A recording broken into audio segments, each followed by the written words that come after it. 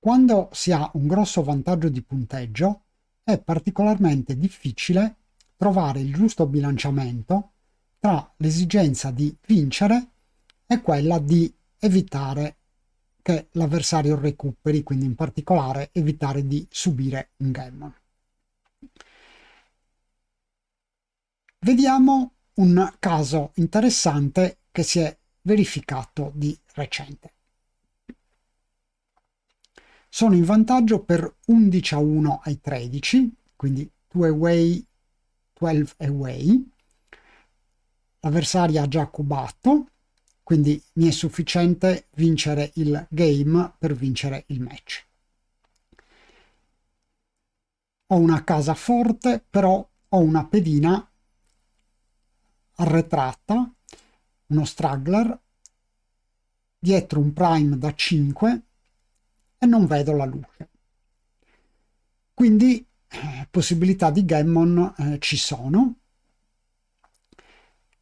Ho la possibilità di colpire una pedina avversaria, devo bilanciare queste due esigenze.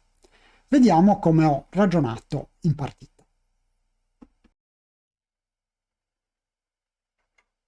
Mi servono i 6, doppio 6.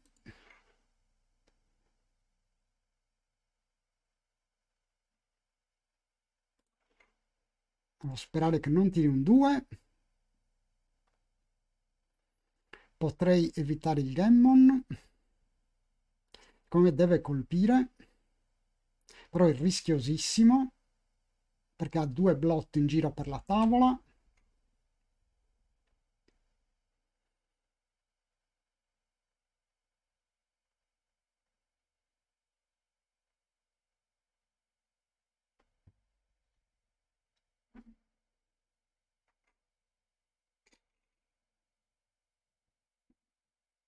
Quattro 1.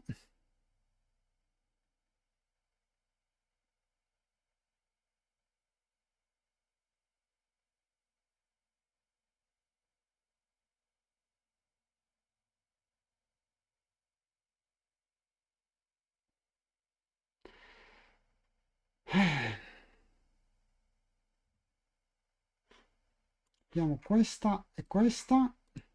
Sperare che non mi faccia casa in testa.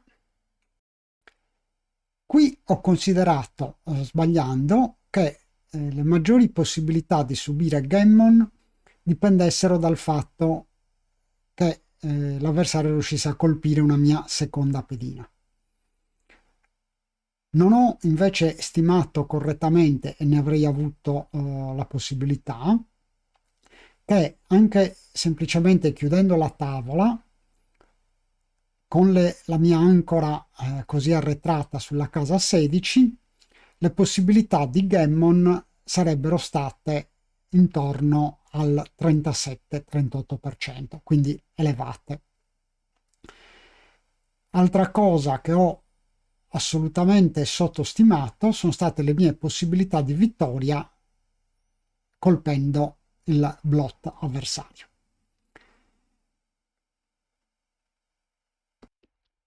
Possiamo vedere che XG ci dice che con la mia mossa i gammon sono del 18%, mentre invece colpendo non solo non aumentano, ma diminuiscono all'11% circa. Altra cosa che ho completamente sottostimato sono le possibilità di vittoria colpendo la pedina avversaria, che appunto XG ci dice che sono del 37,5%, che è un numero assolutamente alto, molto molto alto. Io avrei detto enormemente di meno, ma va considerato il fatto che la mia casa è forte, quindi l'avversario può danzare e io ho la possibilità sia di portare avanti le pedine e quindi ridurre le possibilità di gammon, sia di tirare un 1 e poi scappare con lo straggler e quindi avere ottime possibilità di vittoria. A dimostrazione del fatto che non ho correttamente valutato i rischi di gammon con una sola pedina sul bar, andiamo avanti e vediamo come è evoluta la partita. Invece fa casa in testa, maledizione. Adesso è il prime da 6.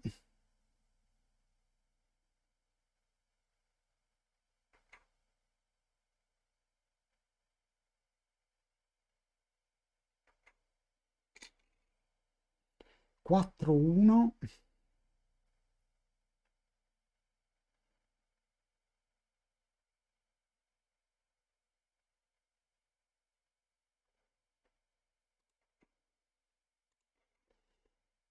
Colpire non ha senso secondo me. Doppio 2. Ecco, vedete che addirittura ho detto colpire non ha senso. Perché ho detto questo? Perché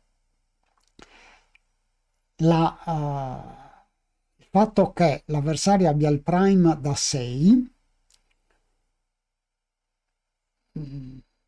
ovviamente non mi dà possibilità di contenere la pedina avversaria, anche perché ho un gap sulla casa 5 e quindi per me rischiavo soltanto che mi colpisse una seconda pedina. Ma appunto l'elemento che ho trascurato assolutamente è che rimanendo indietro con le pedine e aprendo ancora di più la casa, quindi dando la possibilità all'avversario di colpire l'us comodamente, nel caso appunto che molto probabile di chiusura della tavola dell'avversario, le possibilità di gammon sarebbero state molto elevate. Quindi ho sbagliato clamorosamente la valutazione. Vediamo appunto che colpendo i rischi di gammon sono attorno al 12,5%, mentre invece non colpendo col mio blunder le probabilità di gammon schizzano intorno al 30%.